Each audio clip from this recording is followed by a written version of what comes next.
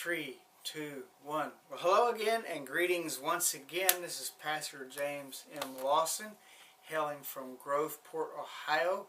And again, today is still Monday, April the 20th, 2015. Just to put a date on this. Okay, this is now video number 2. I was hoping to get this all done in one video. Ha ha ha, very funny. But this is now video number 2 of the series Shocking News, Satan Was Not an Angel, and in parentheses, a deeper look into Isaiah chapter 14. So, without further ado, the first video was an introduction. As always my first videos are, setting the foundation and introducing the topic. Right now, from this video on, hopefully I can get it done in one more video. I've got to reset my stopwatch and start it because I can't go over 40 minutes for each video. I don't know how many videos it's going to take. Hopefully I can get it done in one. I still kind of doubt that. So, picking up exactly where we left off at the end of video number 1. Again, etymology. This is from the Wikipedia. Lucifer, right? Etymology: Lucifer or morning star. Let me get a drink of water. Try to keep my throat wet, my palate wet. Okay, translation of Hillel as Lucifer, as in the King James Version, has been abandoned in modern English translations of Isaiah 14:12. Present-day translations have the word morning star in the following Bible translations: the New International Version, the New Century Version, New American Standard Bible, Good News Translation, Holman Christian Standard Bible, Contemporary English Version, Common English Bible, and the Complete Jewish Bible. Now, when I was making my first 4 videos, I didn't go into detail on all the other Bible versions that you can find this. However, Steve Gregg covered some of these, but he didn't give an exhaustive list of the Bible versions. This is probably a much better exhaustive list. Wikipedia provides it. Okay, moving on in the notes. So that was the word morning star. Okay, and the word day star is found in the New Jerusalem Bible, English Standard Version, the Message, Day Star New Revised Standard Version, and then the word Shining One is found in these Bibles: New Life Version, New World Translation, JPS, Tanakh. And the word shining star is found in the New Living Translation.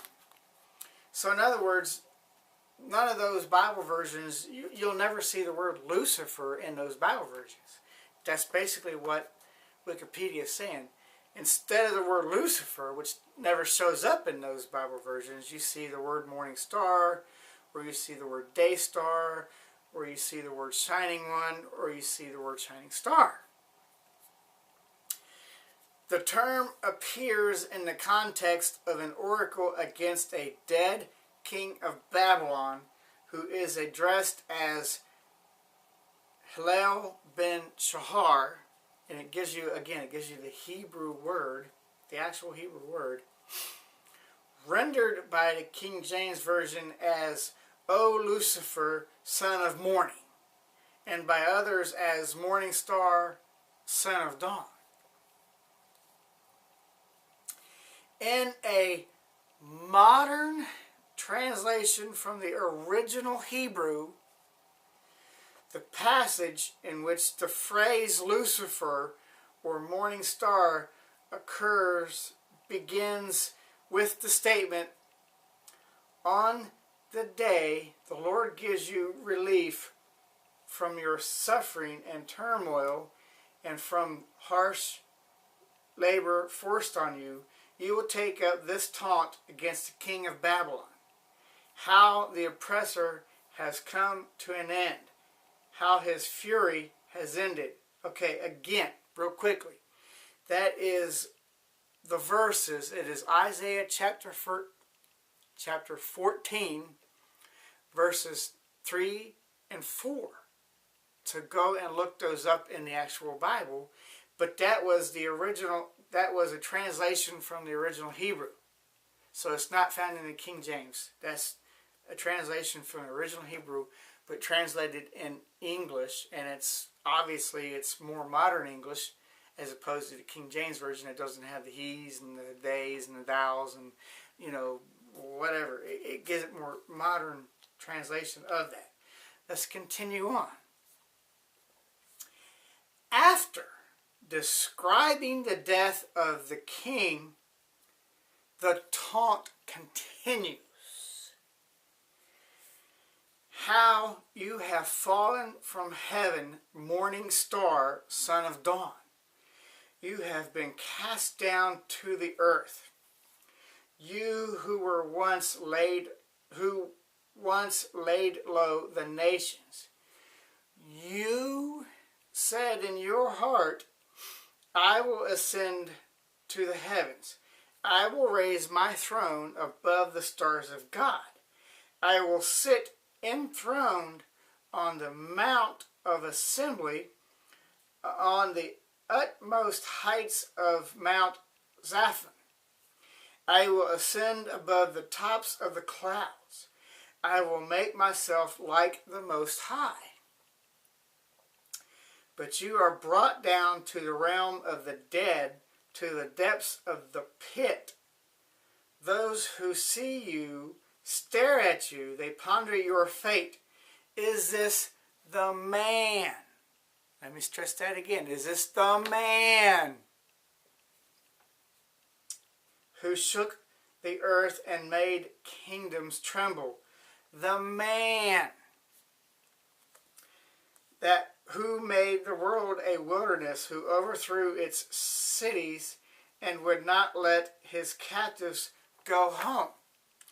Once again, that's the modern translation of the original Hebrew in modern day English. And those verses, those are verses 12 through 17 in Isaiah chapter 14. Before I read this, let me make this one statement. Okay.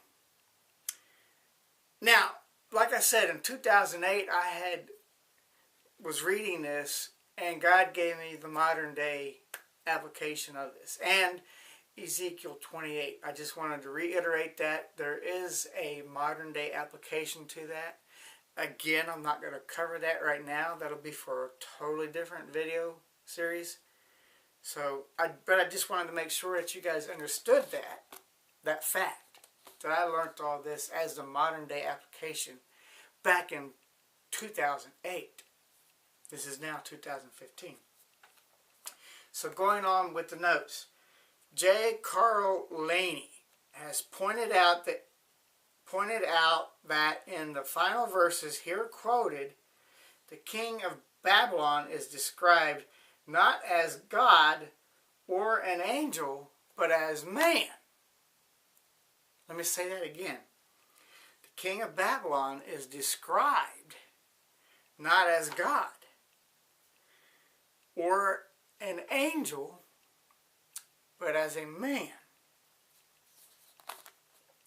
Okay, at this time, let's look at this because, you know, we see a lot of these claims, you know, the claims that the king of Babylon has said, you know, I will lift up, I will ascend, so on and so forth.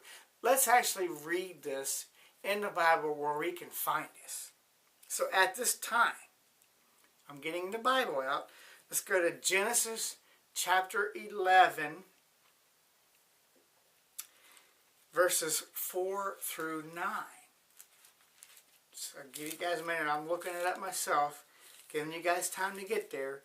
Genesis chapter 11, 4 through 9. So let's see where the king and the Babylonian kingdom made these kind of claims. Starting with verse 4, reading through verse 9. And they said, Go to, let us build a city and a tower, whose top may reach unto the heaven. Let us make us a name, lest we be scattered abroad upon the face of the whole earth. And the Lord came down to see the city and the tower which the children of men builded. And the Lord said, Behold, the people is one. And this they begin to do, and now nothing will be restrained from them which they have imagined to do. Go to, let us go down and there confound their language, that they may not understand one another's speech. So the Lord scattered them abroad from thence upon the face of all the earth, and they left off to build the city. Verse 9. Therefore is the name of it called Babel, because the Lord did there confound the language of all the earth, and from thence did the Lord scatter them abroad upon the face of the earth. Let me explain this to make everything very clear before I get to my next. I'm going to get something else out here to read. At the beginning of when they started this, all of mankind at that time was all still had one language. Okay, this was, when they started building the tower, this was before God eventually came down and confounded their languages and scattered them abroad across the face of the earth. This was also before this, in the days of Peleg, God actually split the earth because it was all one landmass at one time. And then after these events, after God had already confounded their languages and split all of man up and sent, they went one direction and the other, they scattered abroad upon the face of the earth that was originally one landmass. Then later, God divided the land masses. And we got the earth as it is shaped now, with all the land masses divided. So I just want to make sure that you guys understand that fact. It should be plain and simple. If any of you, have any knowledge of the Bible anyway, it should be very plain and very simple. That fact. So that just gives you a time frame of what took place and when it took place. It's also going to be more important later when I show you more details later. Okay, at this time, I am going to introduce to you, I don't think I've ever introduced this book to you in a video yet. I have introduced this book in my biblical timeline. And my biblical timeline, you'll see, is in my actual church website. It is available to purchase for like $1.49.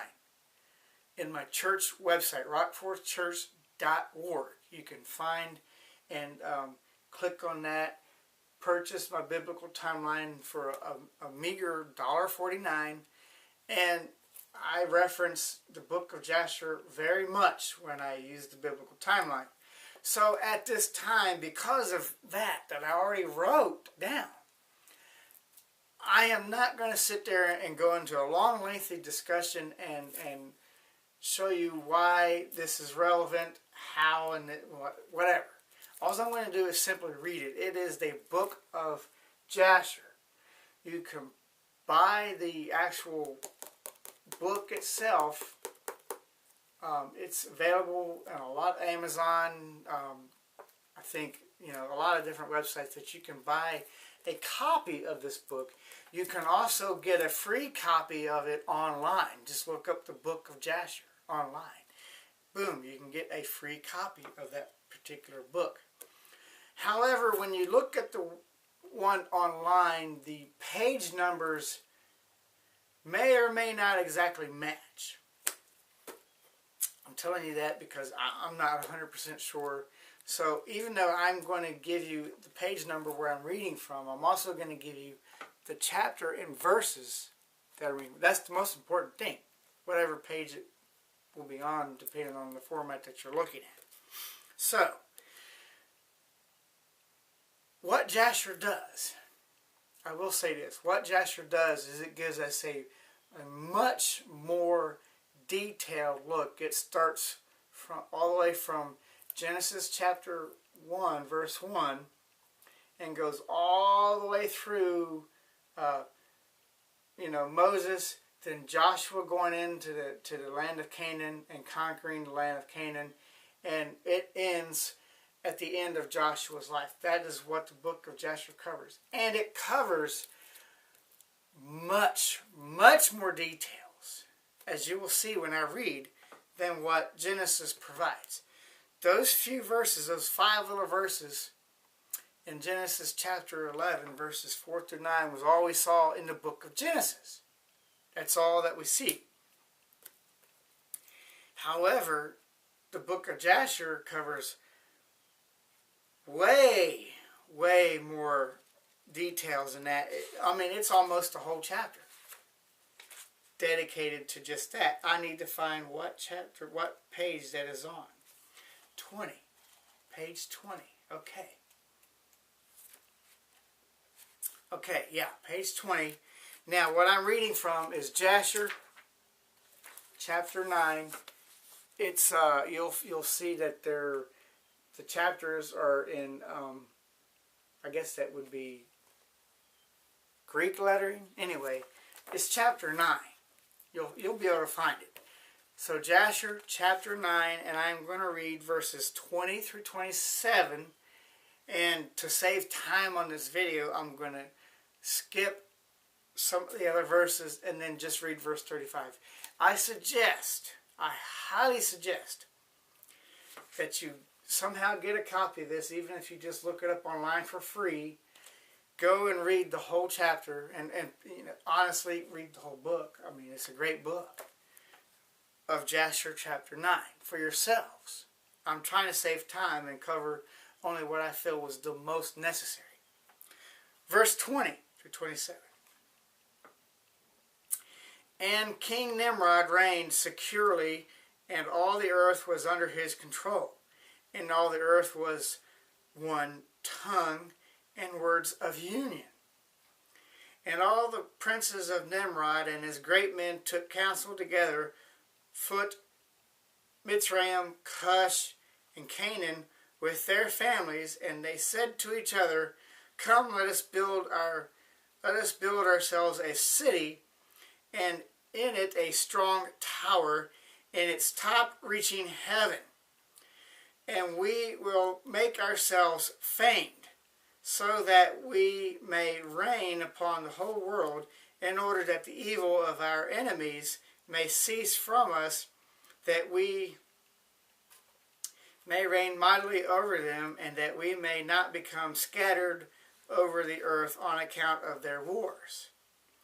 And they all went before the king, and they told the king these words, and the king agreed with them in this affair, and he did so. And all the families assembled, consisting of about 600,000 men, and they went to seek an extensive piece of ground to build a city and the tower. And they sought the whole earth, and they found none like one valley at the east of the land of Shinar. About 2 days' walk, and they journeyed there, and they dwelt there. And they began to make bricks and burn fires to build the city and the tower that they had imagined to complete. And the building of the tower was unto them a transgression and a sin. And they began to build it, and whilst they were building against the Lord God of heaven,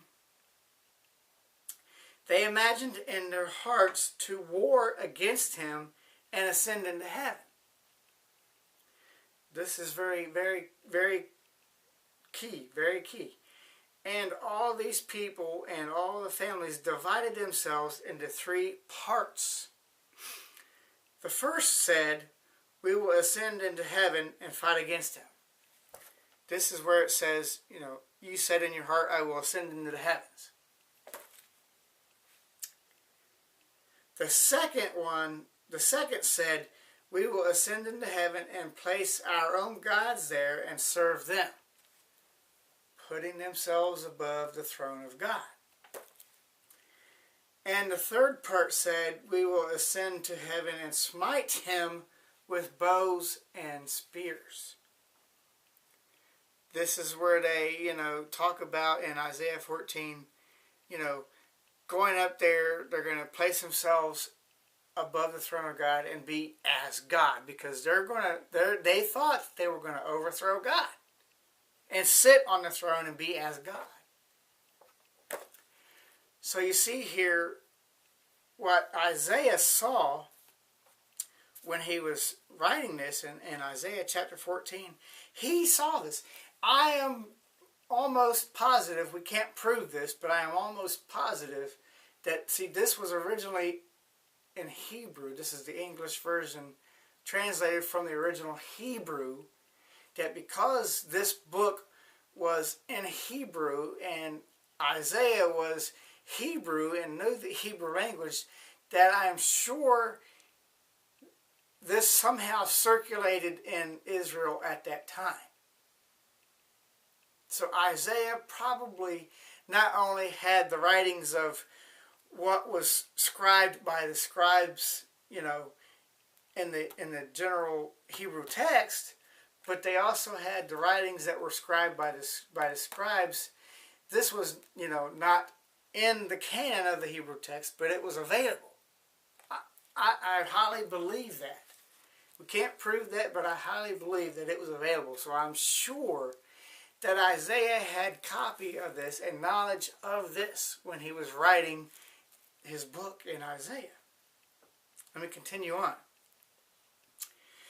Okay, verse 27. And when they were building, they built themselves a great city and a very high and strong tower. And on account of its height, the mortar and bricks did not reach the builders in their ascent to it, until those who went up had completed a full year. In other words, they had already built this so high that when they were making the bricks at the bottom, it took somebody a full year to get those bricks to the top, for them to add the bricks to the tower in the city. That's how high they had built this city and tower. A whole year to get from the bottom to the top, to keep adding on. So that had reached into the heavens, so to speak. The lower heavens, but that had reached into the heavens. A full year, and after that they reached to the builders, and they gave them the mortar and the bricks. Thus was it done daily. And behold, these ascended, and others descended the whole day. And if a brick should fall from their hands and get broken, they would weep all over it. This explains the wickedness of the Babylonians. And if a man fell and died, none of them would look at him. So this explains the wickedness of the Babylonians. This is how wicked they were. They would weep over the brick. They could care less if the man died trying to carry it. They just oh well, He died. Oh, the poor brick. The brick got shattered. They would weep over the brick. That's how wicked they were. Verse 29. And the Lord knew their thoughts, and it came to pass when they were building, they cast arrows toward the heaven. Now these people were actually, they were already pretty high up there. They were actually casting arrows into heaven. They were trying to shoot God and the angels down from heaven. And the arrows fell upon them filled with blood. So God, the arrows went up. God miraculously filled the arrows with blood. When they came back down to hit, they were filled with blood. And when they saw them, they said to each other, surely we have slain all those that are him. So that those people actually thought, those Babylonian people actually thought that they were shooting those arrows up in heaven and blood came down on those arrows. They thought they had slain God and all of his angels. That's how prideful they were and how wicked they were. Let's skip to verse 35. And the Lord smote the 3 divisions that were there, and he punished them according to their works and designs. Those who said, we will ascend to heaven and serve our gods, became like apes and elephants. In other words, God literally turned that 1/3 group of people into apes and elephants. Imagine that.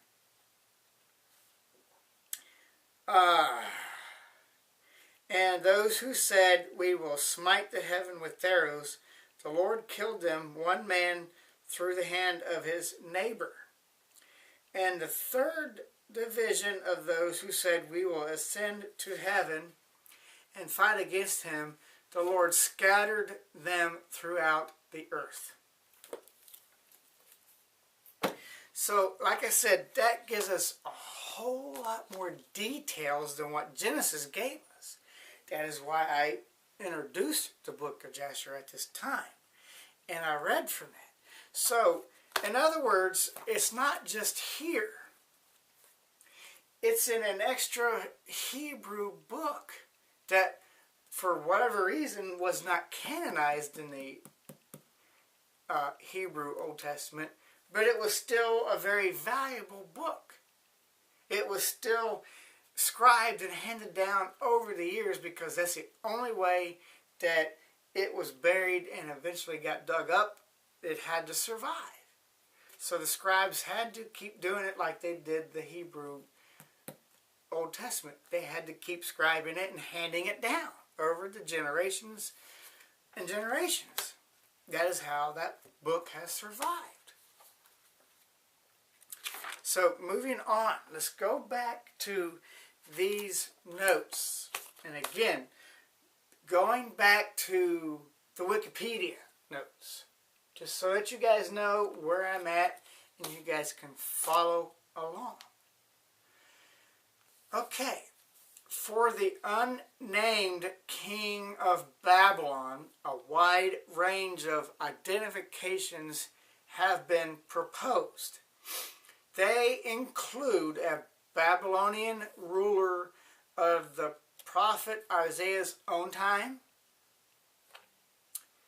the later Nebuchadnezzar II, under whom the Babylonian captivity of the Jews began, or Nabonidus and the Assyrian kings Tiglath-Pileser and Sargon II and Sennacherib. Herbert Wolf. So we see here that Wikipedia is went and got information. In other words, they have a reference to what they put, and their reference was Herbert Wolf. Herbert Wolf held that the king of Babylon was not a specific ruler, but a generic representation of the whole line of rulers. Which brings me to the point that I said earlier. Now, back in 2008, I didn't know this existed either. I did not see this, what Wikipedia had wrote in 2008. Like I said, God gave me the insight, opened my eyes and opened my mind and brain, and gave me the insight to see it for myself, that these passages had not only did they have a ancient application, which was Isaiah's modern time when Isaiah was writing it, but they have a modern day application. And I saw that and understood that to be exactly what Herbert Wolf says. I saw that to be not just one specific Babylonian king, such as, Nebuchadnezzar or any particular Babylonian king, but a whole line of rulers, of which the Babylonian system, as a system of religion, was handed down from the most ancient times, starting at the Tower of Babel, which was, at the time, Nimrod was the king, and his wife, Semiramis, were the king and queen of that very ancient Babylonian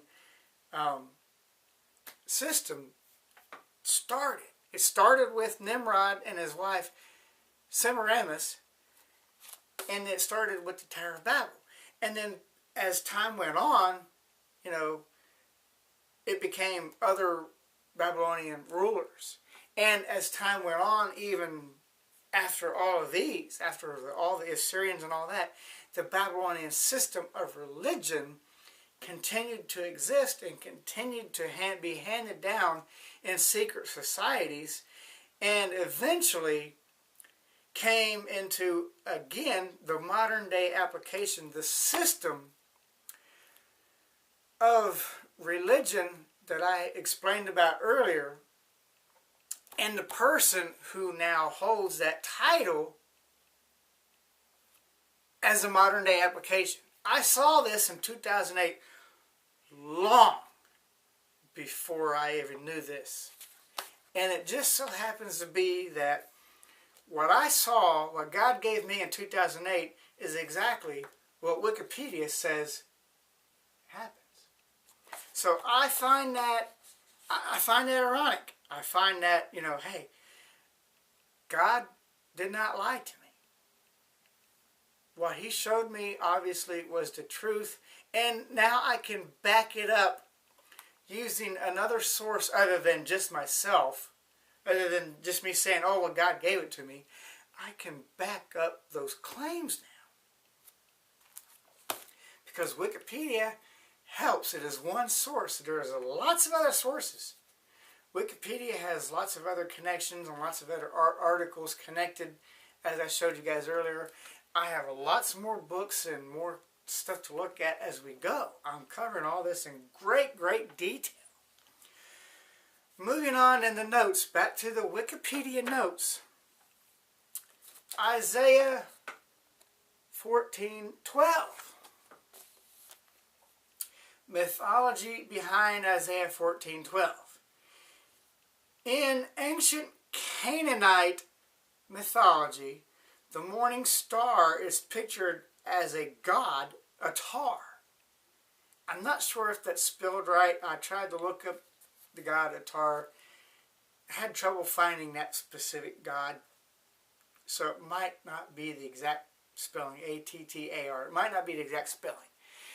You can look, you can search. I suggest people do that. There are close similarities that give you a different name of a god, but not quite exactly that. Who attempted to occupy the throne of Baal, and finding he was unable to do so, descended and ruled the underworld. Again, this is Canaanite mythology, ancient Canaanite mythology. The original myth may have been about a lesser god, Halel, there's the word Halel again, trying to dethrone the Canaanite god of El. I'll explain more about that here in a minute. Who lived on a mountain to the north. Herman Gunkel's reconstruction of the myth told of a mighty warrior called Hillel, whose ambition was to ascend higher than all the other stellar divinities, but who had descended to the depths. It thus portrayed as a battle the process by which the bright morning star fails to reach the highest point in the sky before fading out by the rising sun. Okay, now I'm going to pause and explain the word El. Okay, this is saying that the ancient Canaanite mythology, they had this god that they called El, E-L. However, I am going to introduce this quick fact. Okay, these were pagans. The ancient Canaanite mythology were pagan religions. I can honestly prove that they stole that particular name for a god from the Hebrews. I won't go through all the details of how I can prove that. Once again, that's going to be much later, something work down the road. I plan on trying to cover some of that on the different, in other words, the different 72 Hebrew names of God. That is one, El, is one of the 72 Hebrew names of God. El by itself. Another name for God that is a Hebrew name is El Shaddai. When you put the two together, it's two separate words or two separate names for God, El and then El Shaddai. But El Shaddai is commonly known among many Christians. So when I say El Shaddai, even Amy Grant had a song called El Shaddai. Most Christians will commonly associate that and go, okay, I understand what you're talking about. So when I say the word El as a singular name is also a Hebrew name for God, you won't be confused, in other words. Okay, back to the notes. Similarities have been noted that with the East Semitic story of Ishtar's or Inanna's descent into the underworld. This is still talking about the ancient Canaanite mythology, by the way. Ishtar and Inanna being associated with the planet Venus. So the name Ishtar comes up again. The planet Venus comes up again. I said we'll keep seeing this over and over as we go on. A connection has been also with the Babylonian myth of Etana. The Jewish Encyclopedia comments, the brilliancy of the morning star, which eclipses all other stars, but is not seen during the night, may easily have given rise to a myth, such as was told of Ethana and Zu. He was led by his pride, there's the word pride again, to strive for the highest seat among the star gods on the northern mountain of the gods, but was hurled down by the supreme ruler of the Babylonian Olympus. The Greek myth of Phaethon, Phaethon, read it for yourself when you look up Wikipedia. The Greek myth of Phaethon, whose name, like that of Hillel, means shining one, has also been seen as similar. At this time, I am going to reintroduce to you guys this particular book. I am not going to go into details on this because I introduced this particular book and I introduced this particular book as well. This is called The Secret Teachings of All Ages. This is The Two Babylons by Alexander Hislop. This is The Secret Teachings of All Ages by Manly P. Hall. This is a biblical Christian Worldview. This book is a Freemason worldview. So it's not a Christian worldview, rather it is a Freemason worldview. I am out of time. So I'm not going to go into detail of those, because go back to my video number 8 of my Religion versus Relationship series to get a more detailed information about how I introduced these two books. So that's all I'm going to say for now. I will read what I've got to read, but I will do that in the next video because my alarm went off. So thank you. God bless you guys. Have a wonderful day.